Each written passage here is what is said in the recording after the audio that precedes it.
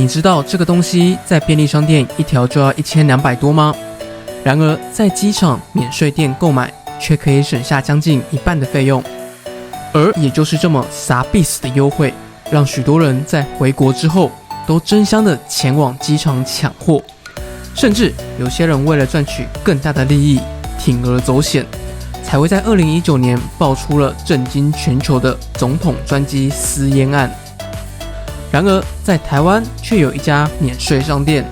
它在疫情爆发前，几乎每个进出台湾的人都曾经在他们的店里消费过，年营收甚至高达好几百亿元。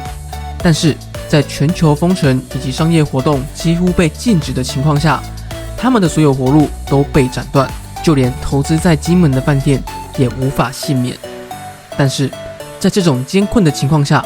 他们还可以坚持不裁员，并且保障员工的薪资，而且在市场上持续的存活至今。到底他是如何从无到有创业成功，并且还能在疫情的影响下成功的守护住了公司，而且还发展出了不同以往的新型商机？就让我们继续的看下去。大家好，我是 Coco， 这频道主要就是分享一些商业故事，以及偶尔做一些带团遇到的事情。喜欢的话也请帮忙订阅、分享小铃铛。废话不多说，就让我们进入这期的内容。免税店的蜕变，申恒昌的转型之路。申恒昌创立于1995年，最早他是做皮包起家，然而如今却是台湾免税店的龙头之一。而他的创办人江松华，只用不到20年的时间，便打造出了自己的免税王国，甚至全台湾的国际机场都有他的影子，连金门、澎湖都不例外。他是嘉义的农家小孩，10多岁便北上工作，在一家皮件工厂做学徒，一待就是4年，工钱从最早的20块到后面3000块的月薪，而这在当时已经是大师傅级的薪资了。但是对他来说，更重要的却是学到了一技之长，和了解了包包如何从制作到卖出的所有知识。而这段经历更是奠定了他往后走上创业之路的基石。然而他没有满足于现状，毕竟渴望才是成功的开始。而恰巧又是台湾经济起飞的时候，鸵鸟皮、鳄鱼皮等真皮制造极度受到日本客的喜爱，这也让他看到了机会。于是他便决定自己跳出来开工厂。这一年他连20岁都没有，却开启了人生的第一次创业。而创业的3万块资金，他只借到了3000多，其余不足的还是用标会才勉强凑足。而后他又看准了名牌包包的生意市场，尽管当时他对英文是一窍不通，但还是靠着录音带努力自学，并且在1982年成立了彩盟公司，然后便一个人闯进了欧洲谈代理。在当时根本没有人看好他会成功，但是他却秉持着先做再说的念头，先后拿下了 Gucci、Coach、植村秀等名牌的代理权，跌破了所有人的眼镜。不可能，绝对不可能。然而这些名牌代理权却在台湾打出知名度之后，便被母公司一一买回他的代理，并自己开设直营店。于是他便决定卖掉彩盟，全心投入免税店的事业。而他真正发迹起来的时候，是在1995年成立了申恒昌，试图进军免税店。然而他最大的对手多利公司和多有公司的负责人于正雄是前副总统连战的世交，政商实力雄厚。然而没想到1997年高雄小港机场的免税店投标案，原本应该得标的多利公司却在投标单上面犯下了一个非常致命的错误，盖上了多有公司的大章。而也就是这个错误，让第2名的申恒昌因此递补，而开启了台湾的免税店新生态。在接受访问的时候，他自己也说当时会得标，其实连他自己都吓到了。要不是靠着当年他做代理和各大精品品牌总公司长期累积的人脉，大家都愿意紧急调货给他，不然按照精品业的规则，半年前必须下单，不然基本上是完全拿不到货。而也就是从此开始，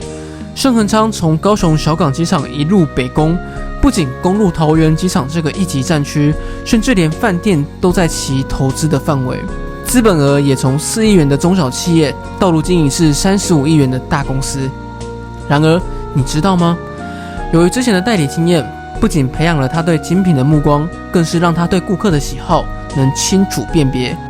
而且，为了不让之前发生过的代理商把厂牌回购，以及为了提高毛利，他采取了买断的方式，包括旅客在机场免税店所看到的化妆品、国际精品，这些他都是归盛恒昌所有。而且他还有一支100多人的秘密采购团队，专门负责每次的新品，这也是他们获利的最大关键。而后，当机场获利开始逐渐趋缓的时候，他又陆续在台北开设了预设中心，并且跟旅行业者合作，让他们把团体带进来，并且给予业者高额的回馈金，达成双方共赢的局面。因为他知道，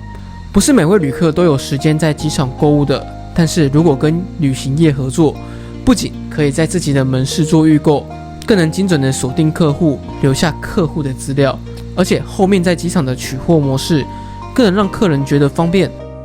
而也就是这种操作的方式，不仅让他的业绩成倍上涨，更是让他的资本额水涨船高。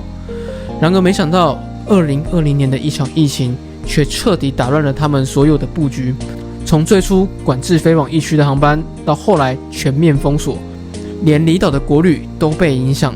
不仅阻断了他几乎所有的收入，更是让他连最基本的员工薪资都成了问题。要知道，桃园机场一年可是有高达4800万的旅客出入境还有转机，更是有几百万的旅客来台旅游，而这些都是他的主要营收。但是在疫情封锁那段时间，旅客量只有原本的1%不到。当你在机场，你只看到员工比客人还多的画面，你就知道当时的情况是有多么的惨烈。尽管他也尝试过其他方式，像是看准了居家食品的需求大增，开始在电商销售冷冻水饺，但由于销量太好，导致供不应求，他只好动员免税店的柜姐去中央厨房帮忙包水饺。这个举动却惹怒了许多员工，甚至闹上了媒体，也让他开始反思自己是不是真的没有办法了。然而他知道，他还有许多的员工和家庭需要去养，如果他再不尝试改变，不尝试转型，而靠着旧有的方式跟思维，很有可能会没办法撑到解封的那一天。于是他开始尝试突破，从最初秉持着 SOP 少做少错的原则，到后面只要你有想法，我们就先做再说，错了再来检讨看看哪里可以改进的公司策略。不仅让他们在 NFT、YouTube、电商等等皆做出了口碑，更是让他们发现了许多新的商机。而也就是这样的想法改变和转型突破，也让整间公司开始有了新的风格。员工他不再是单一方向听从上级的指示而不思考，而是借由团队的合作方式，激发出了更多的想法，还有创新的概念，从根本上的开始改变。这不仅让他开始有了稳定的收入来源，更稳定的原本员工恐慌的心情。然而在疫情逐渐解封的现在，盛恒昌会不会再回到以前一个口令一个动作，又或者会再度创造出新的游戏规则？就让我们继续的看下去。以上就是这期的内容，如果喜欢的话，再请帮忙订阅、分享小铃铛。我是 Coco，我们下次再见。